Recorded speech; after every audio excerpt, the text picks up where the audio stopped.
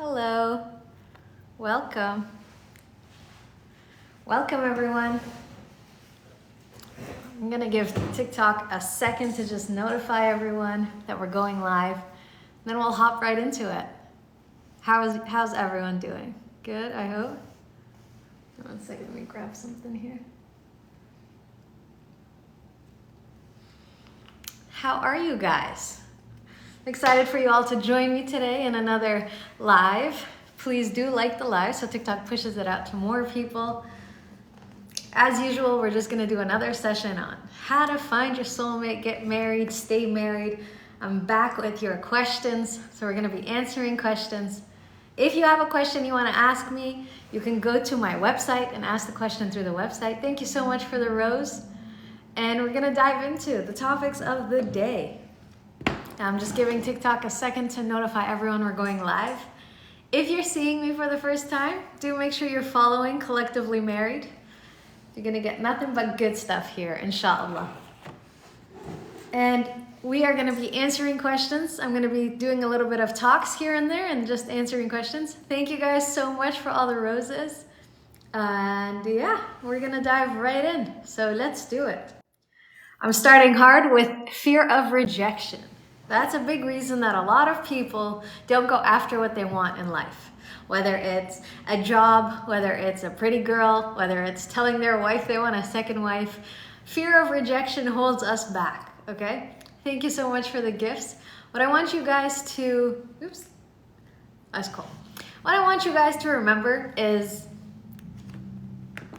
okay, this is something that I personally did for myself. And it helped me grow. And I've helped so many people with this concept. But rejection is an art, okay? It is an art form. You have to get used to it. And it has to get to the point where you don't measure your success. Thank you so much for the gift. You cannot measure your success based off of a yes or a no. Okay? And I know that's hard because a lot of people feel like if they get a yes, it boosts their confidence and then they feel great. And if they get a no, then it makes them feel, sad and unseen and lonely and like they're not worth it. But that's because you're measuring it wrong, okay? Your success is based off of how often you ask. That's where the confidence lies. So, and I'll explain this. Why is it not in the yes or no?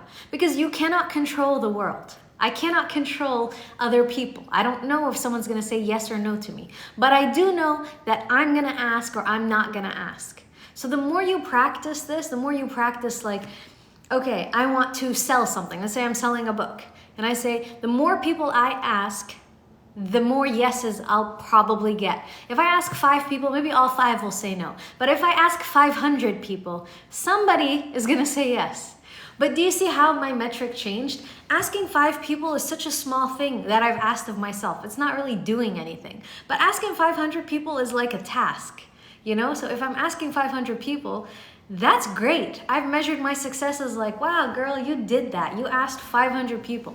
So if you want to get married, it is a numbers game. It's about being out there, meeting people, talking to people, and asking them out.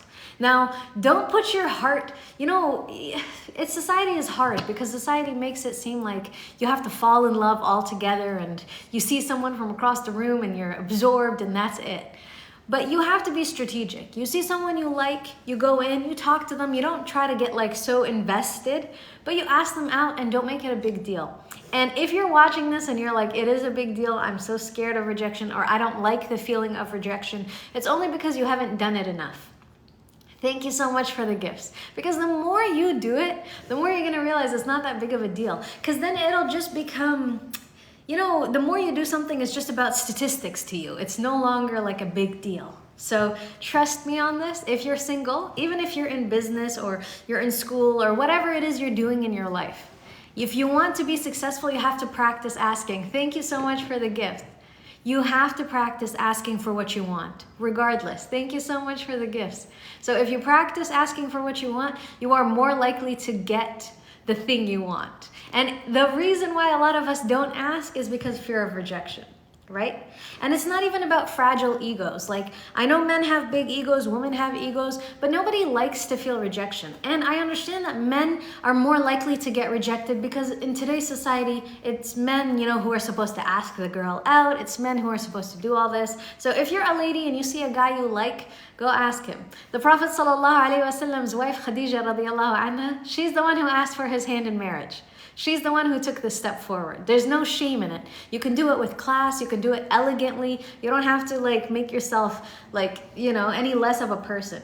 And for men, it's for everybody. It's never really about you. Sometimes when you go and ask someone for something, if they've had an amazing day, they'll still be happy and they'll give you their phone number or they'll joke around with you or whatever. But if they've had a bad day, they might reject you in a rude way.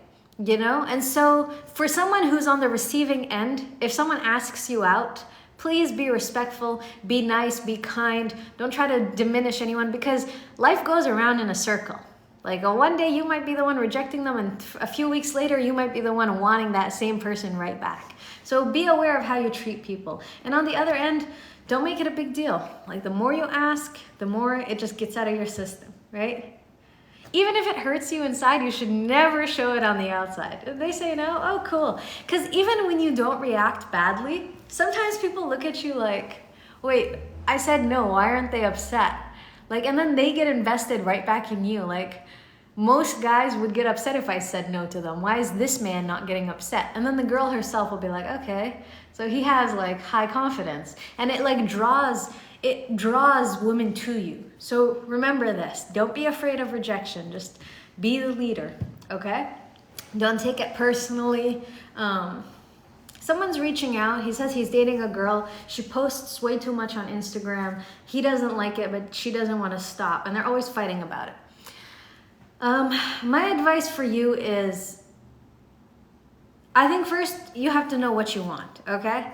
This is just a relationship, and I'm gonna premise this advice with, I always encourage you to break up with people in relationships because it's always easier to break up a relationship than it is to break up a marriage, right? Because in a relationship, you haven't really built, he's only been with her a year. And I know a year might be a long time, but a year is shorter than being with someone 6 years, 7 years, 8 years, and they're still fighting about the same thing. You don't want to shoot yourself in the foot. You want to move forward into a relationship knowing that you guys have the same type of respect for each other. And if she's posting photos that you don't like, chances are she's seeking validation, right? There's something you're not giving her, and she's looking for it elsewhere. I don't know if it's about you not giving it to her or if it's something from her childhood. So you have to dig into that. You have to understand your relationship a little bit better, and you have to understand what you want. Because some people are okay with, they'll say, okay, you know what? I like this girl. She has 20 traits that I absolutely love. One thing I don't love. I'm going to work with her to fix that thing, And that's fine if that's what you want. But if that's not what you want, then maybe you need to reassess what you want. Thank you guys so much for the gifts. Thank you. So you have to decide what is worth it for you and what is not. And if this is something that you guys have been fighting about, he says for almost half the relationship, then probably it's not something that's going to change. So I would save yourself heartache, just end it now, move forward. And in the next relationship you get into, you want to be a little bit more aware of the girl you pick, Who is she? How was she raised? What are her values? What does she care about? Because sometimes girls will care more about getting someone else's like and comment and feeling like some other people are attracted to them than the guy they're actually with. So just be careful. So this guy says he wants to get his wife to agree to a second wife, but he doesn't want to talk to her until he finds a second wife. So I can see your logic, brother. He's saying he doesn't want to bother her with this because he doesn't want her to basically cry and worry about this forever, and he hasn't found a second wife. I understand your logical approach. However, I'm going to one-up you with logic. It's better to tell her that you want to find a second wife before you find a second wife. Because this will indicate to her one thing, that you're not cheating on her. Because a lot of men will do this where they'll go out, they'll find a second wife, then they'll bring her to the first wife and force her onto the first wife. First wife won't have options, she'll take it, there'll be resentment, and it'll just lead up to drama for the rest of your life. The whole point of you marrying a second wife is so that you have less drama, you have more sex, you have more time, whatever it is you're looking for. You don't want to taint that with drama. My advice for you is tell your wife as soon as you think about it. Even if she throws a fit, you're going to be able to sit with her through the fit, give her attention, help her get through her insecurities, help her understand the benefits of it without leaving her there to deal with her emotions all by herself while you're off with another woman. Right? That's not fair to her. But if you tell her before you find a second wife, and they say in sales you have to tell someone to buy something, you ask someone 7 times before they buy it. That's why you see ads are repeated. The more you repeat something to us as human beings, the more we hear an idea, the more we get familiar with it, the more we accept it. Thank you so much for the gifts. Thank you. So you want to make her comfortable with the idea before you bring in another wife. And I'm telling you this advice because you might decide you want a 3rd wife and a 4th wife. When you take this advice and you implement it, it's more sustainable for your life. Because your 1st wife, you're going to learn how to deal with the drama. It's all going to be right there. You're going to figure it out. If she says, hey, you know what? We need to work more on our emotions or intimacy or whatever it is that she needs from you for you to be the perfect husband for her, or the great husband for her, then you're going to do that. You're going to just be able to give her your time and attention and do right by her. So by the time you're bringing in a 2nd wife, the 1st wife is down. She's got your back. Even if the 2nd wife comes in with drama, you can rely on the 1st wife to set the tone for it to be a stable marriage. Like you're building a team. That's what it is. And you can't build a team properly if you have one person secretly resenting you, angry, and the shaitan has come to them because you're not present, right? So when you guys are together, you can fix the problem. I don't recommend you especially since you haven't found someone yet. Like you're planning this. So plan it better, brother. Trust me. This advice will help you out. Okay, someone says, where can I meet people? I work full time, I go to the gym, I come home and I'm exhausted, so I don't always want to go out to events and things like that. I understand. Okay, so you work full time, you go to the gym, and then you come home and you're exhausted. You have 2 options. You can meet people online. That's one option. Everybody's meeting people online. Thank you so much for the gift. You can meet people online, or you can meet people at the gym. You go to the gym. That's something you care about. Some people will find someone at work, but it depends on what type of work you do and what type of woman you want. So I would say the first thing you should understand is make a list of what you want in a wife. Because some men want a wife that is like a partner. They want to start a company together. They don't want a stay-at-home wife. They want a wife that's like a go-getter, And some men are like, no, I want a wife that'll support me from home. She'll raise the kids. She'll be there when I come home. She'll, all that good stuff. So you have to decide, what do I want? And then when you move forward, it's easier for you to look for that person in the spaces that you are in already. And then you didn't mention what you do on your weekends. So I would say, you can find someone on the weekends. You could go to events on the weekends. Talk to your network. Talk to your friends. Sometimes we are too shy to tell people we're looking because, there's this idea that blind dates are horrible because movies always show you like blind dates are the worst. But you never know, especially if you have good friends and their wives have good friends. They could connect you to amazing women and you don't even have to go far and wide to find them. It's just really about asking. The more you ask, the more likely you'll get, right? And then also don't forget to ask Allah. Sometimes we forget that God can just snap his fingers and everything will appear. Like we really forget the miracle of God. So trust that as well. Figure out what you want, trust in God and ask. Take steps, move forward, They say tawakkal ala Allah. So tie your camel and then leave, right? You don't just leave your camel. That's the famous hadith. You don't just leave your camel there and expect it to be waiting for you. So it's the same thing. You got to take some steps towards it. And then just one last tip for this brother.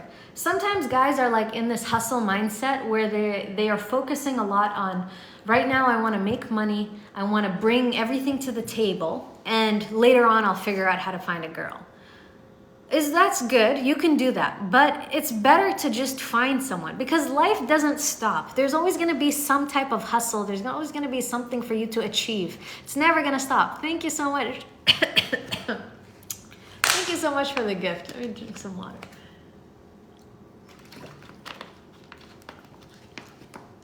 People always say this to me. They say, I'm working on myself or I'm working on my business. Like that's ever going to stop. It's not. You're going to continue to work on yourself. You're going to continue to work on your business. You're going to continue to face challenges in life. It's better to face it with a partner. Thank you so much for the gift. So don't tell yourself that, because that's just like an excuse, you know? It's that same idea. When you work, you're easily replaceable at work. But when you find a good life partner, they'll support you, they'll help you through things. Even if you get fired from your job, you can start a business with them, you can figure stuff out with them. You're not alone in this world. It's harder to face the downs when you're alone. It's easier to face it with your life partner. So don't leave that at the bottom of your list. Especially for ladies, I know we have our like internal clock and we can't have children later on in life, so it's better to just get married earlier and you want to grow up with your kids. But same for men. You don't want to be like 80 and your kid is 15. You know what I mean? You want to be young when you have your kids so that you can grow with them, you can learn with them, you can have the energy for them, and so forth. Okay. Someone says they're always bad at first dates and just meeting people on the first time. They never know what to do and they're asking for advice. They're also saying that sometimes they spend a lot of money on girls and they don't end up getting anything. So stop doing that. Next time you meet someone you like, don't make it a big thing. Like, what is your day-to-day life like?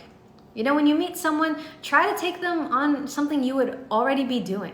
I met my husband at my job. I met him at an event that my job was hosting at the Islamic Center in New York University. And so I was at work when I met him. He was coming for a dinner, everybody was there, and that's how I met him. And then we just started talking and just meeting again. We didn't go and do random things that we wouldn't do. I feel like a lot of men feel this pressure when they like a girl to take her on the best date or to take her on this fancy thing, which is nice, you're investing in her, but you don't always know if that investment is gonna pay back. So what you wanna do is just invest proportionately, right?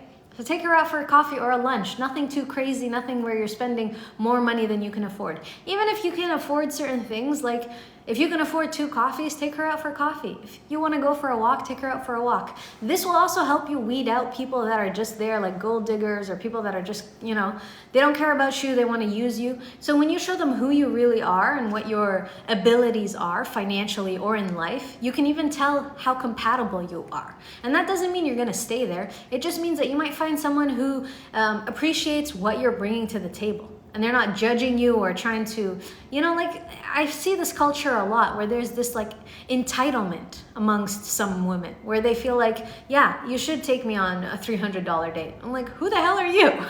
You don't make $300 in a week. Like, calm down, you know? So you have to have that type of energy. Like, you're the leader, right? So you want to be able to pick people that you like. This girl reaching out, she says she's in a conversation with a guy. He's on and off. Sometimes he texts her, sometimes he doesn't, you know, and she doesn't know what's going on. Okay, I'm gonna tell you what's going on. He's not interested. He is interested enough when he's bored, when he's lonely, when he has all his other options aren't there. So you are filling that void. A lot of women, you know, the problem with women is sometimes they go in their own minds and dream up a relationship that doesn't exist. They'll say they're in a relationship with a guy when he's just talking to them. So there's like a communication gap. What needs to happen is a better understanding. Like, be more forward. Like, hey, what's going on? Like, do you like me? Sometimes guys just want girlfriends, like, to chat with because they feel good being around women. It's already there in the Quran. The biggest weakness for men is women. That doesn't always just mean sex. Sometimes they just enjoy being around women. You know, especially pretty women. So it doesn't matter how pretty you are, it doesn't matter what you bring to the table. If a guy wants you, it's gonna be very obvious that he wants you. He's gonna show you. And if he doesn't want you, then he's gonna be this in and out flimsy. And it's even with girls, it's the same thing. She could be talking to a guy every time she needs something or she wants some type of support that he's giving her, and then she pulls out when he's no longer, you know, feeding whatever it is she needs. And so you have to be aware and don't let people use you. That's why I tell people you have to know what you're looking for. You can't just be sitting in life letting people walk in and out of your life, you know, all nilly-willy, whatever they want you give. You have to be the type of person that's like, hey, wait, hold on a minute. You're not coming into my life because you don't meet XYZ standards. But nice to meet you, and then move on with your life. Thank you so much for the gifts. You have to understand what you want, because when you know what you want, you also know what you don't want. And so when people are walking in, there's so many people in life, and you have to get rid of that insecurity in yourself that like, nobody likes me, or the first person that likes you, you have to jump and hold on to them. You're a very likable person. You have to tell yourself that. And you have to trust that Allah has created someone that is perfect for you. He's created someone that's going to be a peace for you, a home for you. So if you want to have that type of energy, you have to foster it. And part of fostering it is being able to see, hey, even you reaching out, you almost, in this way, the way you've written your message, you know this guy doesn't care about you. You're just looking for someone to tell you it's okay, you know? And that's the thing. Girls always lie to each other and be like, he likes you, he's just busy. Or he likes you and he's just with his mama. Or he likes you and I'm not gonna give you an excuse. I'm gonna tell you the truth. He doesn't like you. It hurts, but it's better to move forward now. You only spent 6 months on him than spending 6 years on someone that doesn't like you, right? Okay. Implement it, okay? Too many people waste time on people that aren't good for them, that are using them, that don't like them, that they don't even like. Sometimes you spend time with someone and you don't even like them, but you just like the idea of them, or you like that they like you. Don't do that. That's not even, you're like above that. Find people that you're actually interested in and invest in that. And if they're not interested in you, it's easier for you to move forward in life. Do you know why? Because now you know this door is closed. There's a million fish in the sea. I'm gonna go look elsewhere. I'm not gonna waste any more time, money, or energy on this relationship. How do you know if someone's compatible with you? You get to know them. Look, some people do this thing where they just go out on dates and they just have dinner dates, coffee dates, and they're just talking to the other person. I don't always recommend that. I like to recommend you do activities with the person you're with. It can be any activity you like, any activity you're interested in. You like to go work out together, go work out together. You like to go running, go hiking, go do an escape room, thank you so much for the gift. Go do whatever you like. Thank you so much for the gifts. You have to see how they will act. Thank you. You have to see how they will act in a situation that is a little bit high stress than just sitting at a dinner table looking pretty and eating. People are hangry. How do they act when they haven't eaten? How do they act when you're late or they're late? How do they act when someone is rude to them? How do they act when something bad happens or something doesn't work out in their favor? And then the most important thing is, how are they treating you in the moments when they're not their best self? Are they turning around, yelling at you, taking out all their anger on you, being rude or, attitudey to you? Or are they like, hey, I just need a second, I need to calm down, I'm upset, I'm sorry. Like, are they, you have to be able to see people in different lights. And sometimes just taking them on a dinner date is not the way to know who they are and if you're compatible. You can ask questions, and there's billions of videos online that'll tell you all the questions to ask. But if you sit with me and you ask me questions about how to swim, and I tell you everything you need to know about how to swim, do you think that's enough to go swimming? No, you gotta jump in the water and swim. So it's the same way. I can sit next to someone and they're perfect, but until I see how they act under pressure, under stress, under these situations, and that's why people don't understand how marriage is different. They're like, he was so different before I married him. No, he wasn't. You just didn't really dig deeper. You were satisfied with just how he looked and what he said, which is, a lot of us can easily maneuver our way through life talking, There's no shortage of that. Thank you so much for the gifts. You have to be the type of person that's strategic in the search for your true love. You have to be strategic in the relationship you want. So that's how you know. By the way, for anyone that's wondering, where am I getting my questions? It's from my website. I have a chat box there. You can go in, you can ask the question. Sometimes I don't see it right away. Oh, thank you so much for all the gifts. Thank you. Sometimes I don't see the question right away, but I always try to answer them in the lives. So if you ask me a question this session and for some reason I don't answer it, I'll answer it the next time I go live. And I'm trying to go live daily, so make sure you're following Collectively Married so you get a notification every time I go live.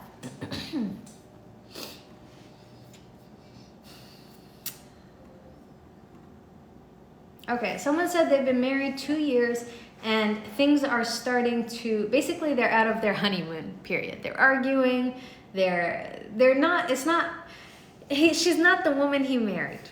Okay, brother, this happens a lot, A lot of marriages, when they first come together, they're so excited to be with each other, they're so lovey-dovey, and then life happens.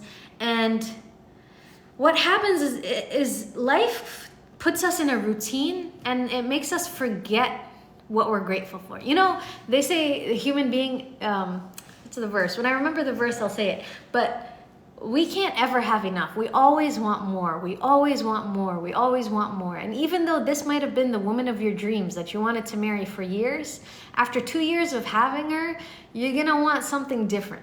So one part is qana'a. One part is just telling yourself you want it. But another part is trying to build healthy habits, healthy schedules. If you guys used to go on a date night, continue to do that.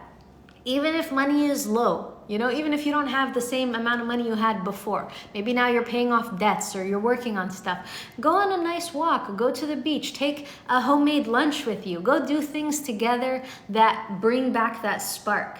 And for ladies, we are always so excited in the beginning of the marriage, and then I see a lot of sisters start to let themselves go. They stop wearing makeup like they used to in the beginning. They stop dressing in nice clothes that their husband likes. They start prioritizing comfort. But the reality is, I'm saying comfort in brackets because you can have very good looking clothes that is comfortable. But sometimes it's just like you're upset and you're not in the mood. Again, and I'm saying in the mood because we control everything. It's a mindset. You know, you've never actually been in the mood by just looking at your man. That's not how it works for women.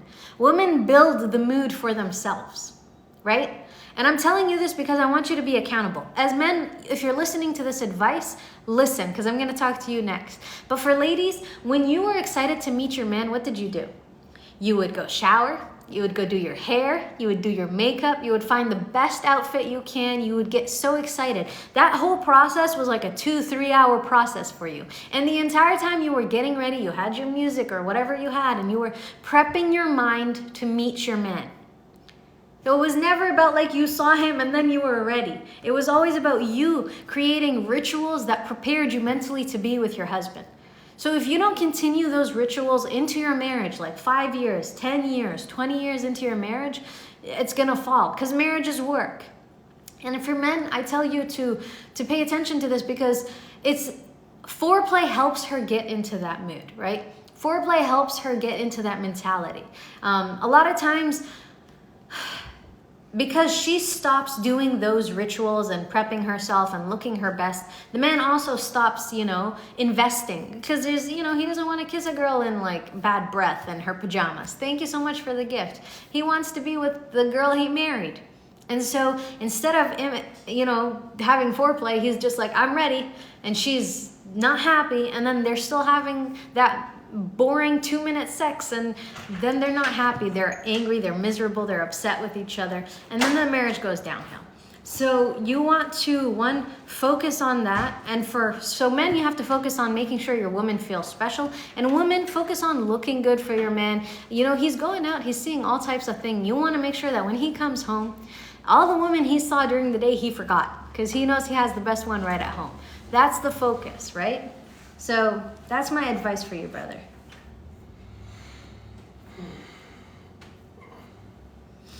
Someone's asking, how do I find my soulmate? Well, first, I'm going to describe soulmate. Soulmate is your soul's friend. So the first place you're going to ask yourself is your soul. What do you like? What do you want? And be honest with yourself. What type of woman do you want? What type of man do you want? Since this is a man, I'm going to talk to him. A lot of men will come and say, hey, I just want a nice girl, a good girl. And then you talk to them 2 years down the line and they're like, well, now I want a second wife, a third wife. Like, just be honest with yourself. Who are you? What type of man are you? What type of lifestyle do you want to live in the future? And then build the woman that's perfect for you from that lifestyle. Say what you want, who you want, how she acts, what she looks like, everything you can think of. And then you're going to go out into the world. You're going to know these are the type of women that I like. These are the type of women I don't. You're going to go to places where you're likely to find your woman. Don't be going to bars and clubs thinking you're going to find your dream girl when she's nothing on the list you'll find in the club. You have to look for that type of woman. If she's a woman that cares about God, she's at the masjid or at the church. She's a woman that cares about others. She's volunteering. She's working. She's passionate. You know what you want. You go find her in those places. You can meet your love of your life at a coffee shop. Reading a book. You can literally see someone reading a book, ask them how that book is, start a conversation. That's another thing. You have to build confidence. You have to be someone that's confident enough. That's why I even started this talk with fear of rejection. Because if you're afraid of rejection, you might see someone you like and you won't even take a shot. So you'll miss your shot. Even if you're afraid of rejection, you might be best friends with a girl that you are in love with, but you don't feel like you can ever tell her because you're afraid she'll reject you and then you'll lose her. But the reality is, if you don't get over that, if you don't talk to her and say, hey, I like you, you might be sitting there when the real guy, the guy that doesn't feel afraid of rejection, comes into her life, takes her away, and then you lose her anyways. So,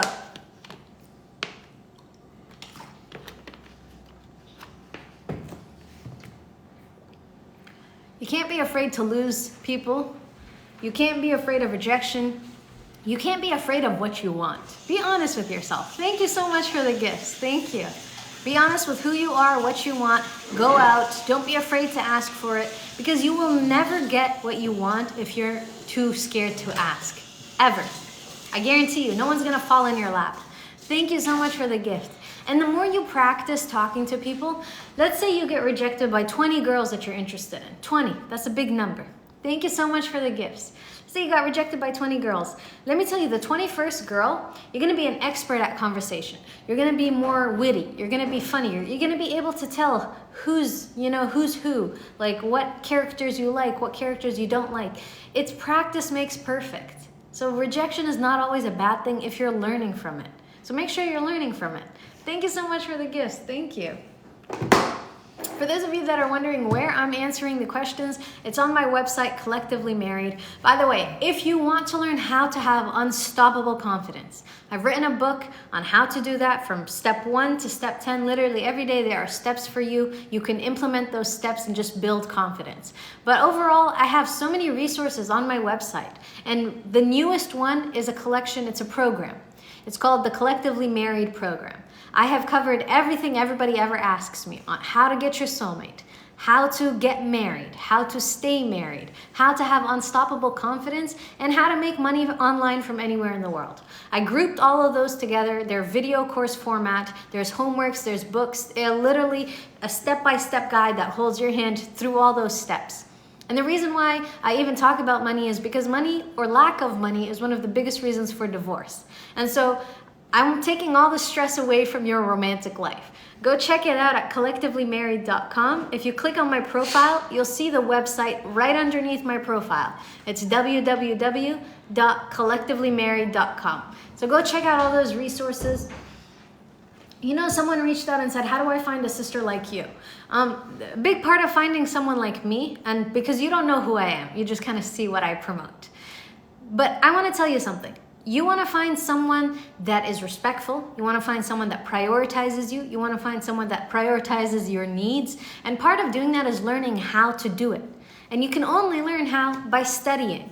We have never made it a thing in our lives to learn about how to find soulmates, how to get married, how to stay married, because there's such a high divorce rate nowadays. So if you want to learn how to find someone like me, or how to find your perfect soulmate, or how to fix your marriage, all of these things, you have to study and learn. And everything is on the website. Go to collectivelymarried.com. Go and make sure you follow, and then you go to collectivelymarried.com and check out all the resources.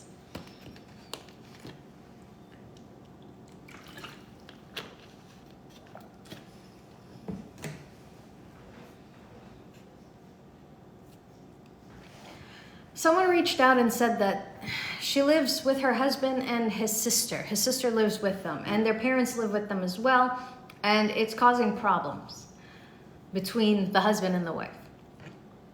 Oh, look, my advice always when couples get married, my biggest advice is always live on your own. I know sometimes financially that can't be possible, or sometimes people feel like they need to take care of their parents.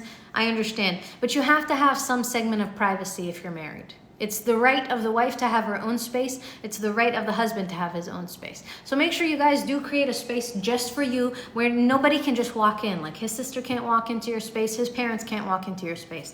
Basically, there's a doorbell, you know?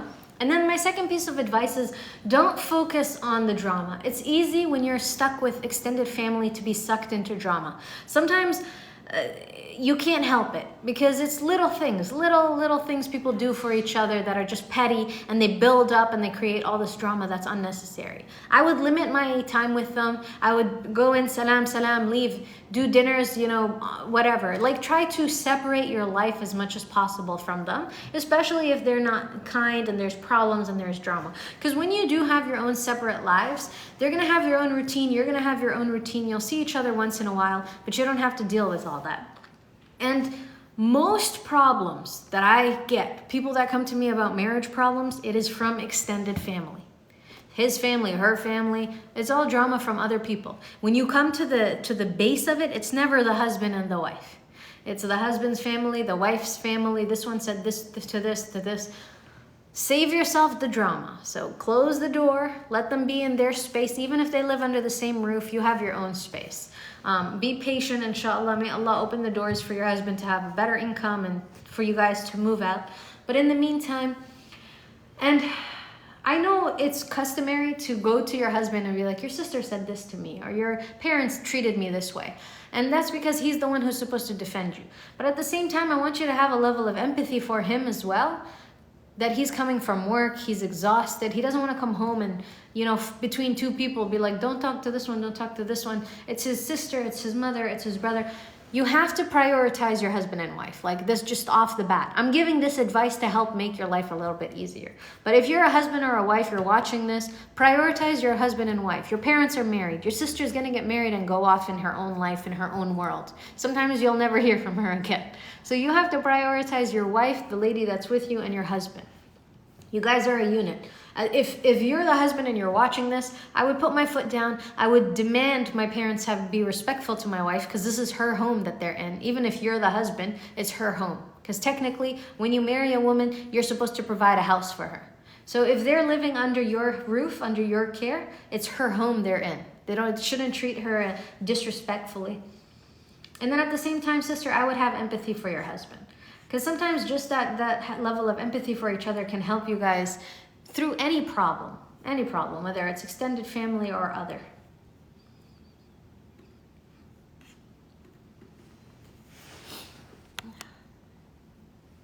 Okay, guys.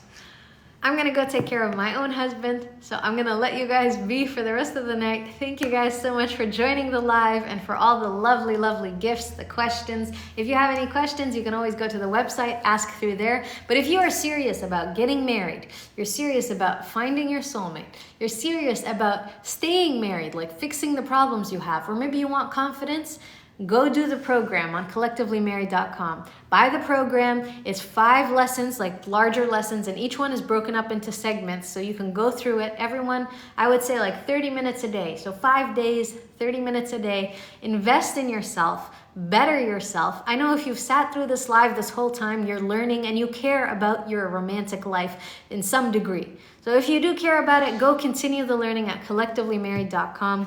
Watch the video, join the program, and do it, complete it. And I'll be happy to hear how you guys do on the other side, inshallah. But in the meantime, I'm gonna let you go. Remember, go visit collectivelymarried.com. And I'll see you guys another time, inshallah. Assalamu alaikum wa rahmatullahi wa barakatuh.